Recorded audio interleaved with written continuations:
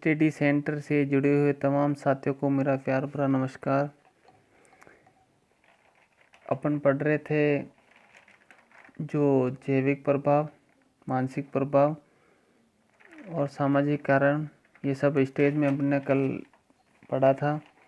और आज अपन पढ़ने जा रहे हैं व्यक्तिगत मापन, जिसमें व्यक्तिगत मापन में अपने अवलोकन की चर्चा आगामी जो पहले वाली कक्षाओं में अपन बात कर चुके हैं।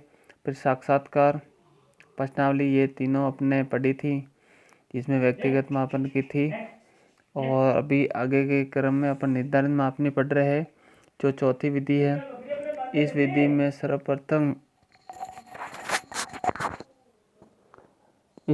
सर्वप्रथम उन गुणों का निर्धारण कर लिया जाता है जिसका मापन करना हो। जिसका मापन करते हैं उसका अपन निर्धारण कर लेते हैं। इसके पश्चात शिक्षक अपनी इच्छा के अनुसार 3 बिंदु या 5 बिंदु का या अधिक की मापनी का निर्धारण कर लेता है। फिर व्यक्ति के गुणों का इस मापनी पर निर्धारण कर लेता है। इसी विधि को अपन निर्धारित मापनी कहते हैं। इस विधि का उपयोग शिक्षक तभी कर सकता है तब शिक्षक और छात्र और शिक्षक में अंतरक्रिया की हो। ठीक है, पहले वो अंतरक्रिया होगी हो। यदि व्यक्ति मापन की यह बहुत आसान विधि है, लेकिन इसमें 3 प्रकार की त्रुटियां आती है। पहली हलो प्रभाव त्रुटि, केंद्रीय प्रवृत्ति की त्रुटि, उदार कठोर त्रुटि। तो हलो प्रभाव त्रुटि, जब शिक्षक किसी पूर्व धारणा को प्रभाव में आकर छात्र के व्यक्तित्व का मूल्यांकन करे तब उसे हलो प्रभाव कहते हैं। जैसे मतलब पूर्व धारणा को सकारात्मक नकारात्मक आकर हलो प्रभाव मूल्यांकन करे तब इसमें ये आएगी त्रुटि। फिर केंद्र प्रवृत्ति की त्रुटि। केंद्र प्रवृत्ति की त्रुटि, कुल मूल्यांकन करता ना तो उच्च दिशा में है मूल्यांकन करना चाहता है और ना ही निम्न दिशा में। ऐसा मूल्यांकन करता अपने व्यक्तित्व के कारण ऐसा मूल्यांकन करता आसान में मूल्यांकन कर देगा। इसे केंद्र प्रवृत्ति की त्रुटि कहेंगे। ठीक है, इसमें वेरी हाई या एवरेज, फिर नकारात्मक, फिर वेरी हाई। इसमें अब ये निर्धारित कर लेता है जिसमें मूल्यांकन करता अपने व्यक्ति के कारण ऐसा मूल्यांकन करता औसत भी हो लेता है। जैसे कैसे औसत पे लेता है या एवरेज होता है इसमें, तो इसे केंद्र प्रवृत्ति की त्रुटि कहते हैं। ना ज़्यादा हानि होगा ना ज़्यादा लाभ। जैसे कि ना तो ज़्यादा कम नंबर देगा ना ही ज़्यादा अधिक देगा, एवरेज के रूप में पासिंग मार्क दे देगा। फिर उदारता का कठोरता की त्रुटि, इसमें जो मूल्यांकन करता उदारता व्यक्ति का होगा वह उच्च दिशा में मूल्यांकन करेगा और जो कठोर होगा वह निम्न दिशा में मूल्यांकन करेगा। ये दोनों ही त्रुटियां है, क्योंकि मूल्यांकन उस श्रेणी में होना चाहिए क्योंकि मूल्यांकन जिसका छात्र हकदार है। मतलब जो भी मूल्यांकन करे उदार कठोरता में जिसका छात्र अव्वल है या उसका हकदार है उसी में दे, नहीं तो ज़रूरत के ज़्यादा दे, न ज़रूरत से ज़्यादा, उसकी योग्यता के अनुसार ही करें। फिर आता है अपने इतिहास विधि। इस विधि में अपन केस का अर्थ है कि छात्र है, अर्थ है कि जिस व्यक्ति का मापन करना है। इतिहास शब्द का अर्थ घटना को समय के अनुसार क्रमबद्ध विधि से लिखा जाता है। व्यक्ति का इतिहास उस दिन से आरंभ हो जाता है जिस दिन से वो माँ के गर्भ में आया हो। मतलब ये है कि जिस दिन से माँ के गर्भ में है उसी टाइम से उसका इतिहास केस हिस्ट्री अपन बनाते हैं। तब से लेकर वर्तमान तक की घटना को पता करना या लिखना इतिहास कहलाता है। तो इस विधि में अवलोकन, साक्षात्कार, प्रश्नावली व मनोवैज्ञानिक प्रश्नों का उपयोग किया जाता है।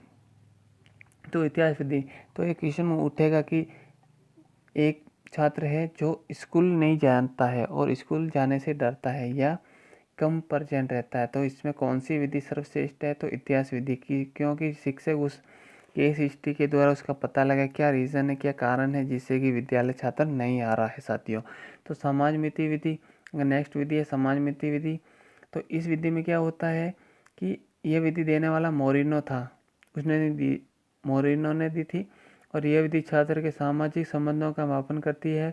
इस विधि में छात्र को उस छात्र का नाम लिखना होता है जिसके साथ वह पूछी गई क्रिया करना पसंद करेगा।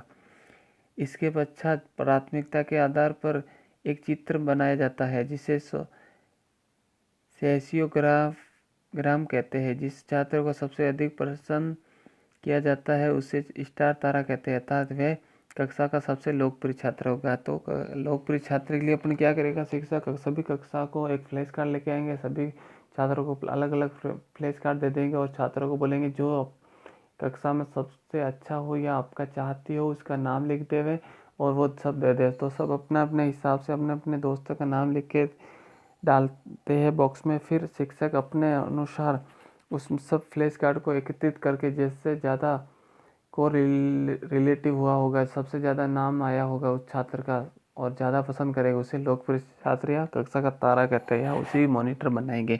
ये उस टाइम किया जाता है। तो समाज मितीकरण विधि उस टाइम काम आती है। और इसी क्रम में अपन बात करें आगे मनोवैज्ञानिक परीक्षण। तो मनोवैज्ञानिक परीक्षण कैसे होता है और कैसे लिए जाते हैं, तो यह वह 3 प्रकार के लिए जाते हैं। स्थितिजनक परीक्षण, व्यक्तित्व प्रश्नावली, प्रक्षेपण।